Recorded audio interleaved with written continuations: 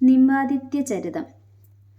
കലിയുഗത്തിൽ കുറെ സംവത്സരങ്ങൾ കഴിഞ്ഞപ്പോൾ ഉണ്ടായിട്ടുള്ള ചിലരെ ഭവിഷ്യൽ പുരാണത്തിൽ വ്യാസമഹർഷി പറയാഞ്ഞത് പുരാണത്തിൻ്റെ വിസ്താര ഭയം കൊണ്ടാണ്. ഇപ്പോഴും ഇതുപോലെ വളരെ ആളുകൾ ഭഗവത് ഭക്തന്മാരായിട്ടുണ്ട്, ഇനി ഉണ്ടാവുകയും ചെയ്യും.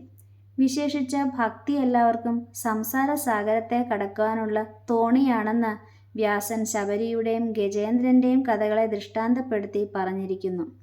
വർണ്ണാശ്രമത്തെ ആശ്രയിച്ചിരിക്കുന്ന മനുഷ്യന്മാർക്ക് ഭക്തി മാത്രം കൊണ്ട് മോക്ഷം ലഭിക്കുന്നതാണ്. ഭക്തിയുടെ മാഹാത്മ്യം അവാച്യമാകുന്നു, സംശയമില്ല. തൻ്റെ ധർമ്മത്തിൽ വിശ്വാസമുള്ളവർക്ക് ആ ധർമ്മം കൽപ്പക വൃക്ഷമാണ്. പ്രാണൻ പോകുമെന്ന് വന്നാൽ കൂടിയും ധർമ്മത്തെ വിടരുത്. സ്വധർമ്മത്തിലിരുന്ന് മരിക്കുന്നത് ശ്രേയസ്കരമാണ്. അന്യധർമ്മം ഭയത്തെ ഉണ്ടാക്കി തീർക്കുന്നതാണ്. തൻ്റെ ധർമ്മം ഗുണമില്ലാത്തതായാലും വളരെ ഗുണമുള്ള അന്യധർമ്മത്തേക്കാൾ ശ്രേയസ്കരമാണെന്ന് ഭഗവാൻ ഗീതയിൽ പറഞ്ഞിരിക്കുന്നു. സ്വധർമ്മത്തിനും ഭക്തിക്കും പരസ്പരം വിരോധം ഒരിക്കലുമില്ല. നാരദൻ, ജനകൻ മുതലായ എല്ലാ പരിശുദ്ധന്മാരും സ്വധർമ്മപരന്മാരായിരുന്നുവല്ലോ. ആ ധർമ്മത്തെ ആശ്രയിക്കുന്നുവോ അവർക്ക് ഭക്തി തനിയെ ഉണ്ടാകുന്നു. ഭക്തന്മാർ പുണ്യപാപ സ്വരൂപമായിരിക്കുന്ന ബന്ധത്തെ ഭേദിച്ചിട്ട് ജീവൻ മുക്തന്മാരായി ഭവിക്കുന്നു. ആർക്കു ഭക്തി സ്വതേ തന്നെ ലഭിക്കുന്നില്ലയോ അവർക്ക് ആ ഭക്തന്മാരുടെ കഥകൾ കേട്ടാൽ തനിയെ ഭക്തി ഉണ്ടാവും. സിദ്ധാന്ത കർത്താക്കളായിരുന്ന വൈഷ്ണവ ബ്രാഹ്മണന്മാർ 4 പേർ ഉണ്ടായിരുന്നു. അവരാണ് ഈ ഭൂമിയിൽ ഭക്തിമാർഗത്തെ ഉറപ്പിച്ചിട്ടുള്ളത്. ഇവരിൽ ഒന്നാമൻ വിഷ്ണുസ്വാമിയും, രണ്ടാമൻ നിമ്പാദിത്യനും, മൂന്നാമൻ മധ്വാചാര്യനും, നാലാമൻ രാമാനുജനുമാണ്. വിഷ്ണുസ്വാമിയുടെ ശിഷ്യനാണ് കൃഷ്ണദാസൻ.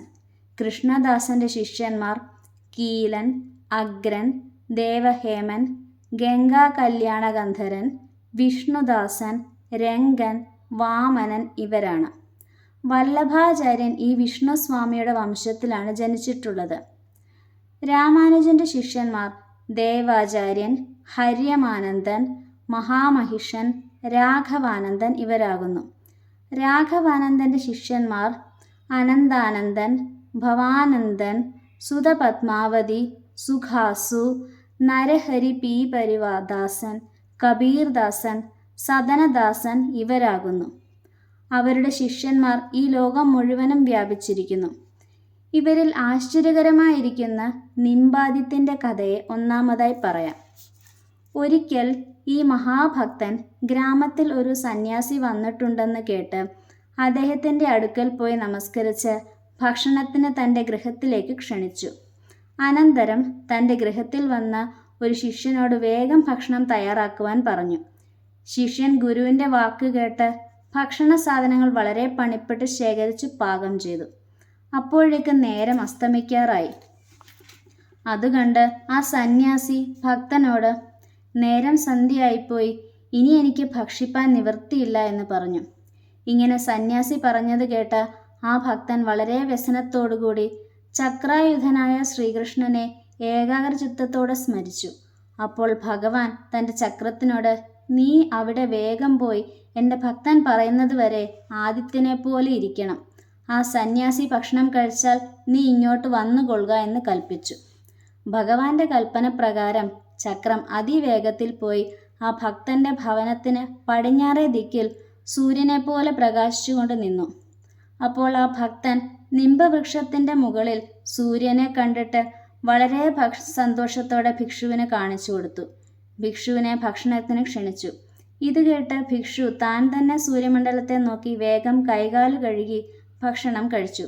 കൈ കഴുകിയതിന് ശേഷം ദിക്കുകളെ അന്ധകാരമയമായും നടപ്പാൻ കൂടി വഴി കാണാതായും കണ്ടപ്പോൾ ഭിക്ഷു ഭക്തനോട്, അല്ലയോ ബ്രാഹ്മണ, ഇതെന്താണ്? ഇത്ര ക്ഷണം ഇരുട്ടാകുവാൻ സംഗതി എന്തെന്ന് ചോദിച്ചു. അപ്പോൾ ആ ഭക്തൻ ഭക്തി കൊണ്ട് ഗൽഗതാക്ഷരമായിട്ട്, ഇത് അങ്ങേക്ക് അറിയാതെ ഇരിക്കില്ല, അങ്ങ് ഞങ്ങൾക്ക് പറഞ്ഞു തരേണ്ടതാണ് എന്ന് മറുപടി പറഞ്ഞു. ഇത് കേട്ട് അതിസന്തുഷ്ടനായിട്ട് ഭിക്ഷു, ഇപ്പോൾ പകൽ പോയി രാത്രി ഭക്ഷണം കഴിച്ചതിനുള്ള പാപം എനിക്കില്ലാതായി.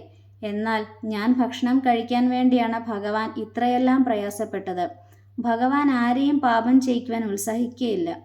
നീ നിംബവൃക്ഷത്തിൻ്റെ മുകളിൽ ആദിത്യനെ കാണിച്ചു തന്ന് രാത്രി എന്നെ ഭക്ഷണം കഴിപ്പിച്ചതുകൊണ്ട് നിന്റെ പേർ നിംബാദിത്യൻ എന്ന് പ്രസിദ്ധമായി ഭവിക്കും. ഇത് പറഞ്ഞ് ബ്രാഹ്മണൻ യാത്രയും പറഞ്ഞുപോയി.